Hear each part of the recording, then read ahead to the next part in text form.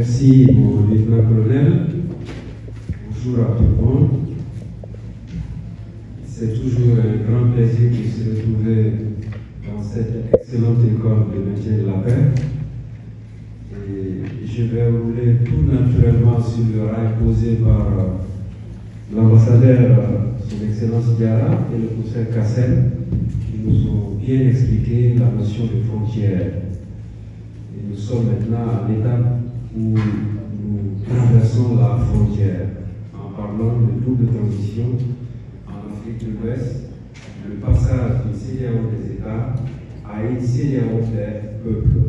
Le titre devrait être corrigé comme le passage d'une CEDEAO des États à une CEDEAO des peuples et le processus démocratique dans les États membres. Nous parlerons du contexte et s'il faut reconnaître à César ce qui est à César, comme le dit la tradition, il faudrait aussi reconnaître à la CEDEAO certaines réalisations, certains acquis. Et parmi ces acquis, nous avons la réalisation d'un marché commun, ce qui nous montre que les frontières sont déjà franchies. Nous sommes à la troisième étape, Excellence, n'est-ce pas? Enfin, nous l'avons conclu déjà. Et c'est une réalité, on peut dire tout ce qu'on veut, mais ça c'est un acquis de la CEDEAO. Il y a un marché commun avec la libre circulation des personnes, des marchandises, mais aussi des capitaux. Il y a aussi un passeport commun CEDEAO, c'est également un acquis. L'adoption d'une carte biométrique, qui est une actualité au Mali aujourd'hui, c'est aussi la CEDEAO. Et aussi l'existence d'un tarif extérieur commun en matière de commerce international. Ce ne sont que quelques exemples. Ce sont sans doute des acquis qu'on ne saurait contester et qui sont là, ce qui fait d'ailleurs de la CEDEAO un modèle en matière d'intégration dans toute l'Afrique. Mais ce n'est pas tout. C'est qu'au-delà de ces acquis, malgré ces acquis, la CEDEAO présente quand même quelques faiblesses.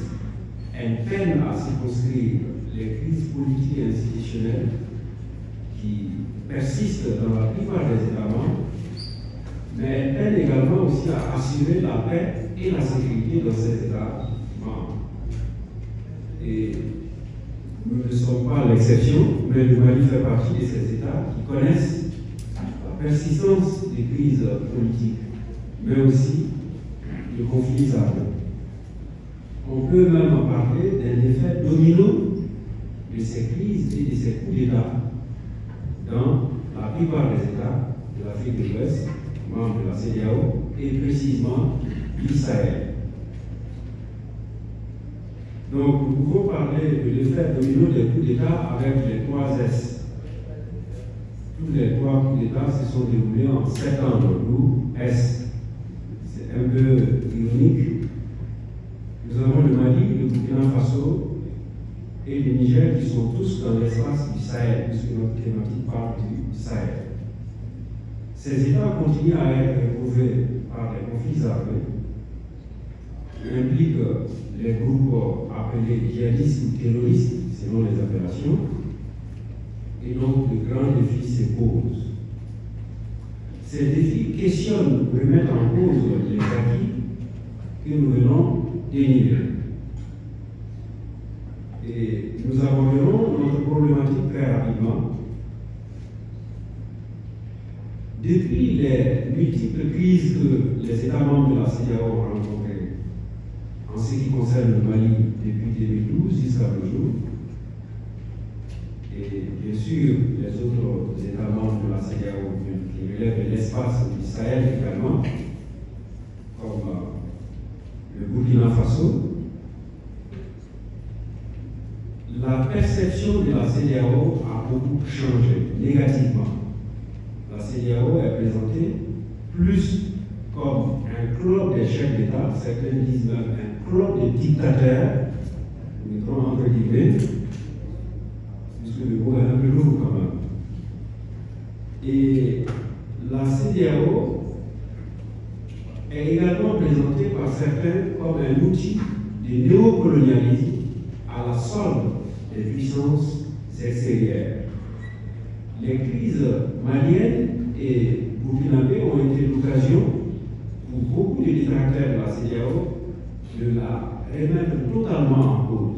Certains avaient même plaidé pour un retrait de ces pays de la CEDEAO.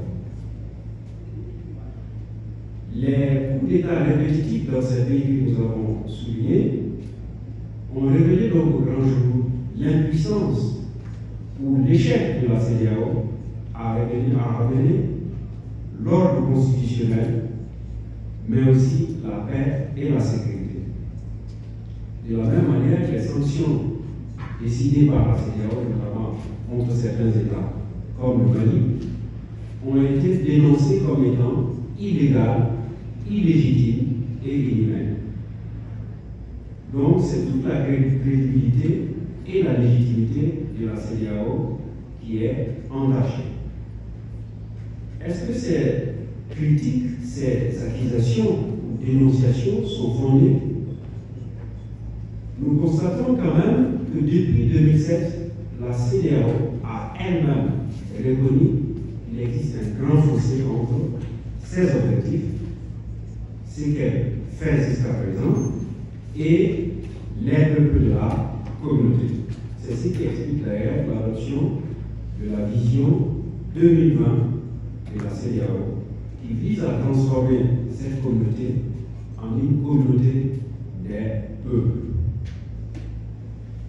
C'est donc un grand défi, puisque la communauté reconnaît elle-même ses fossés en voulant passer d'une communauté des États vers une communauté des peuples.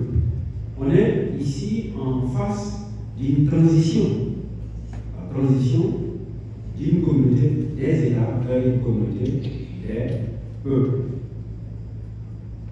Mais nous sommes déjà en 2023 et c'est avéré que cette transition n'est pas encore une réalité.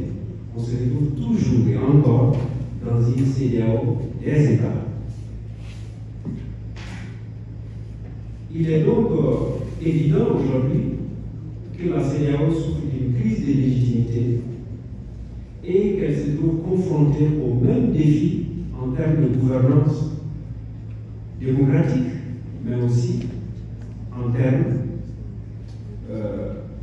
de transition, donc transition dans la gouvernance démocratique, la même transition démocratique et les États membres. S'il est demandé des États membres d'aller vers une transition démocratique, donc de se démocratiser, la CEDEAO elle-même en tant qu'institution se retrouve dans la même problématique, dans le même défi.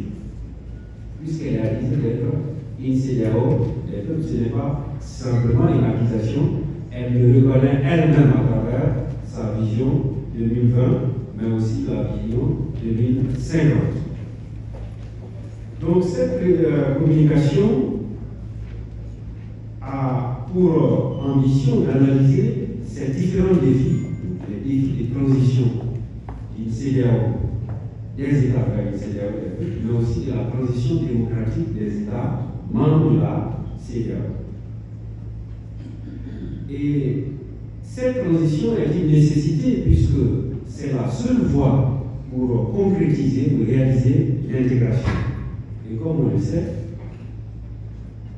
l'intégration est aujourd'hui le passage obligé ou encore la seule alternative. Et cela a été bien expliqué par le juge Kebambay, qui soutient que la mondialisation ne laisse aujourd'hui à personne la latitude de se complaire dans l'isolationnisme. En ce qui concerne la méthode de notre travail ou de recherche, nous utilisons principalement la méthode qualitative de recherche en sciences sociales. Nous utilisons à ce titre l'analyse juridique, l'analyse systémique, la systémique principalement de la vie d'histoire, mais aussi l'étude comportementaliste, à travers une analyse des politiques, des comportements des États, mais aussi des leaders, et aussi de la communauté CEDEAO ici. Nous verrons dans la première partie le déficit démocratique dans la gouvernance de la CEDEAO. Au-delà des accusations, nous verrons, à travers cette méthode d'analyse, nous-mêmes, ce qu'on peut dire de la gouvernance de la communauté CEDEAO. Nous constaterons qu'il y a une violation des normes communautaires par la conférence des chefs d'État et de gouvernement elle-même ou par l'institution communautaire elle-même qui ne respecte pas les propres normes qu'elle a établies. Nous verrons aussi qu'il y a une faible participation, mais aussi représentation des peuples au processus de l'intégration. On ne saurait parler d'intégration sans les peuples qui y sont représentés, mais qui participent aussi, qui y participent. La deuxième partie sera consacrée à la gouvernance communautaire et la gouvernance des États membres, donc le spillover effect. Les sociologues sont familiers avec cette expression, le spillover effect en anglais. Dans cette partie, nous allons présenter la gouvernance dans les États membres de la CEDEAO comme un reflet du miroir de la gouvernance communautaire elle-même de la CEDEAO. Nous parlerons à ce niveau de la persistance des coups d'État, de la répétition des coups d'État dans ces États membres, mais aussi l'emploi d'autres modes non constitutionnels de maintien du pouvoir ou de conquête du pouvoir.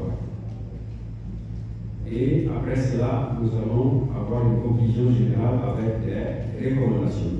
Très rapidement, la première partie, les déficits démocratiques dans la gouvernance de la CEDEAO. La gouvernance ne s'applique pas seulement aux États, mais aussi aux organisations internationales, aux entreprises. Et en ce qui concerne la CEDEAO, nous pouvons constater très aisément que certains organes, principalement la conférence des chefs d'État et de gouvernement, malgré sa toute puissance, puisque c'est l'organe suprême, directeur, cette conférence est majoritairement composée de chefs d'État qui sont soit arrivés au pouvoir par des moyens inconstitutionnels ou qui essaient de s'y maintenir de façon inconstitutionnelle. Pourtant, de telles pratiques sont contraires au protocole additionnel de la CEDEAO relatif aussi à la démocratie et à la bonne gouvernance. C'est ce qui a amené certains à se prononcer.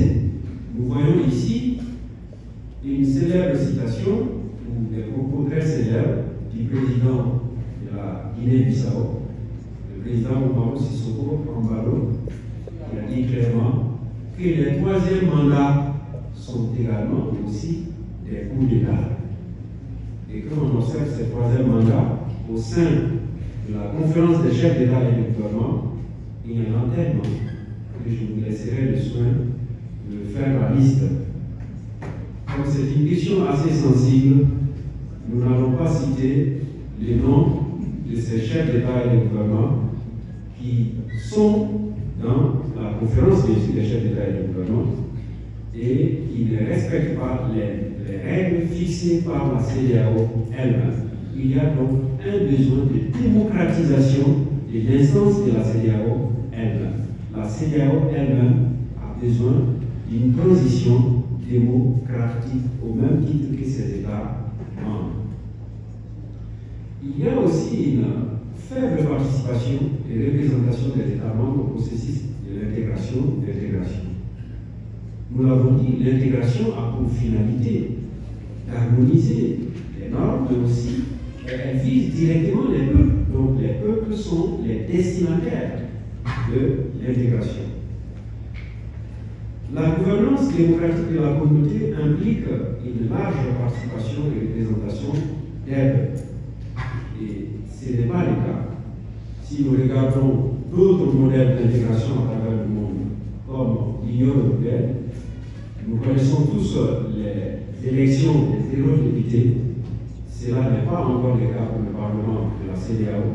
C'est vrai, les efforts ont été consentis, mais les peuples de la communauté n'ont pas la possibilité de participer et d'être représentés comme c'est le cas au sein de l'Union européenne.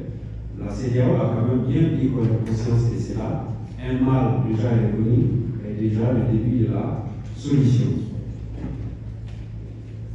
Comme conclusion partielle, nous constatons que dans la configuration et le fonctionnement actuel, la conférence des chefs d'État et le gouvernement de la CEDEAO connaît un déficit démocratique. Ce n'est pas une critique stérile, c'est un constat qu'on peut facilement faire. Et pour que l'intégration soit une réalité, il est donc indispensable de démocratiser la gouvernance communautaire et de renforcer la participation et la représentation des peuples de cette communauté. Cela donc se fera avec la mise en œuvre de la vision 2020, mais aussi celle de 2050, qui veut faire de la CEDEAO une CEDEAO des peuples, une CEDEAO de paix, de prospérité pour tous.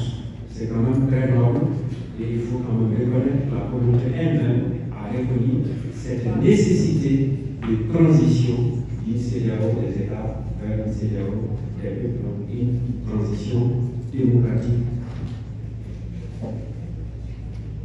La deuxième partie sur la gouvernance communautaire et la gouvernance des États membres. Nous nous proposons ici de présenter la gouvernance communautaire comme un miroir qui reflète la gouvernance au sein des États membres.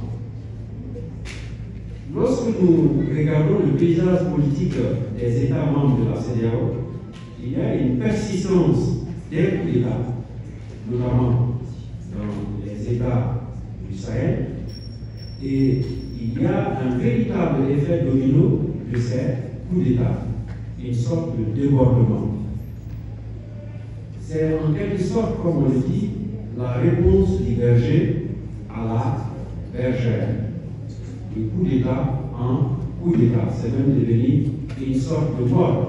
Et des phrases assez amusantes sont même construites. Au Burkina, on dit c'est lui qui s'est battu pour la chose, c'est à lui la chose. Donc finalement, les coups d'État sont perçus comme une normalité. Puisqu'on l'a vu, on a appris, c'est là les chefs d'État et de gouvernement qui eux-mêmes l'ont utilisé en grande partie.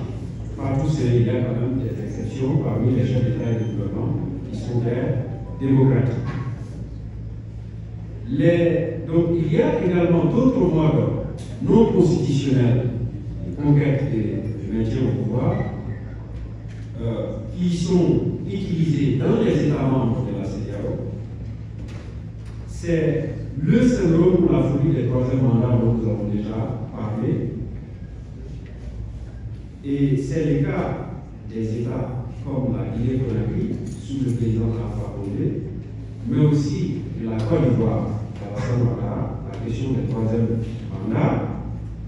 Ce ne sont pas donc de simples critiques, mais des observations et des analyses que nous pouvons tous faire. Et le Sénégal pose aussi cette problématique avec la question du troisième ou des troisième mandats. Donc, il y a une véritable nécessité de transition démocratique en Afrique de l'Ouest. Conclusion partielle pour la deuxième partie et les petites recommandations.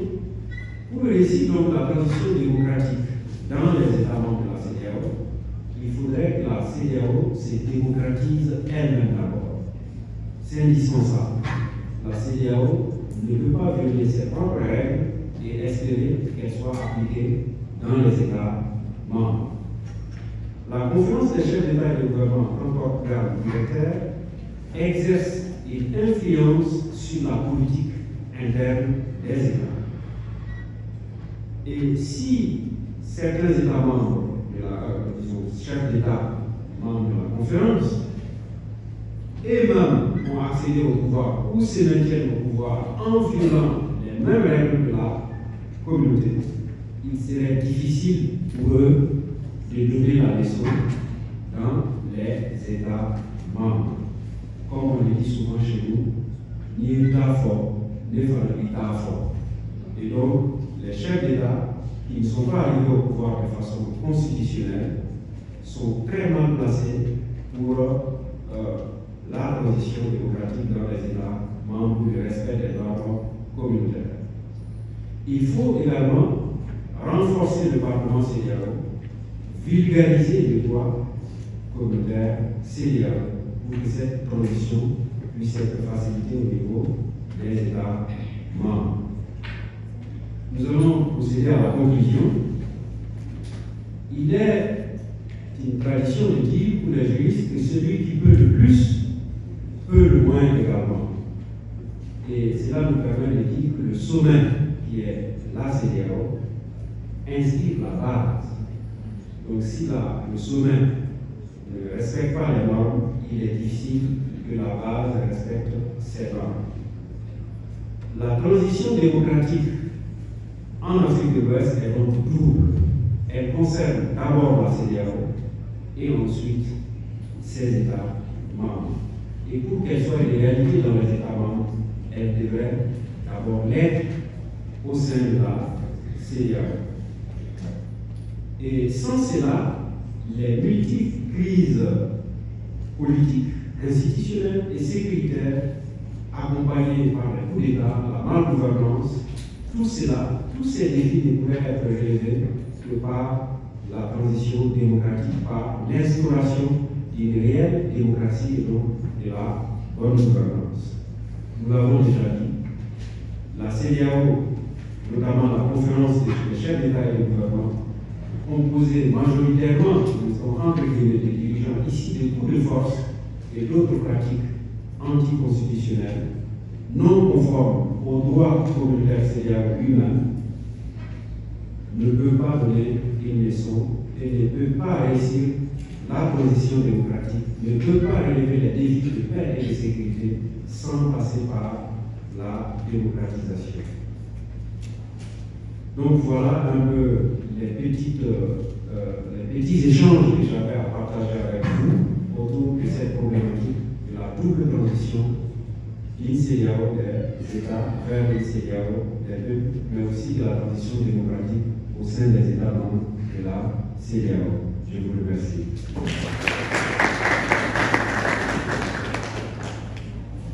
Merci docteur, merci pour ce brillant exposé. Et je vais essayer du mieux que je peux de rester fidèle à votre rendu. Vous avez débuté votre exposé en situant le contexte dans lequel la CEDEAO est en train de vivre, en parlant effectivement des acquis de cette organisation surrégionale qui, à la base, a été une organisation d'intégration économique. Donc, il y a bien sûr réussi sur ce plan en mettant en place un marché commun. Comme acquis, vous avez évoqué la question du passeport commun, la question des passeports biométriques pour les cas d'identité biométrique. Mais vous avez également évoqué les faiblesses de cette organisation aujourd'hui, qui sont essentiellement liées aux crises politiques multiples qui traversent la sous-région et l'instabilité chronique, l'absence de paix et également l'effet domino qui produit la récurrence effectivement des ruptures inconstitutionnelles du pouvoir. Donc, en termes de problématiques, vous vous êtes appesantis sur le fait qu'il y a une perception néfaste du peuple de la CEDEAO sur leur organisation sous-régionale et vous avez évoqué l'impuissance même de la CEDEAO à faire face effectivement aux récurrences des crises politico-institutionnelles qui la traversent. Donc, vous avez dit que la transition vers une CEDEAO des peuples est inscrite effectivement dans la vision 2020 de la CEDEAO, objectif qui en 2023 n'est pas encore atteint au regard de tout ce qui se passe dans l'espace communautaire. Vous avez situé l'objectif de votre étude ou de votre communication sur l'analyse de ce qu'on appelle les défis de la transition de la CEDEAO vers la CEDEAO, de la CEDEAO des États vers la CEDEAO des peuples. Et la méthodologie, vous l'avez expliqué, qui repose effectivement sur la méthode de recherche scientifique qualitative. Et votre exposé a été basé autour de deux points essentiels, à savoir le déficit démocratique au sein même de l'organisation. Et à ce niveau, vous avez évoqué le déficit de la légitimité pour certains chefs d'État, dont le mode de soutien ou encore le mode d'accession au pouvoir fragilise effectivement la légitimité.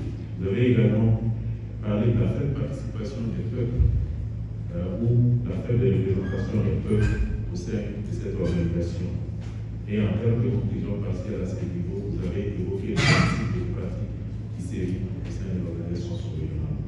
Dans le deuxième point de votre exposé, à savoir la gouvernance communautaire et dans les États membres, vous avez évoqué toujours la persistance de ce que vous appelez la couverture ou autre mode institutionnel, inconstitutionnel d'accession au pouvoir.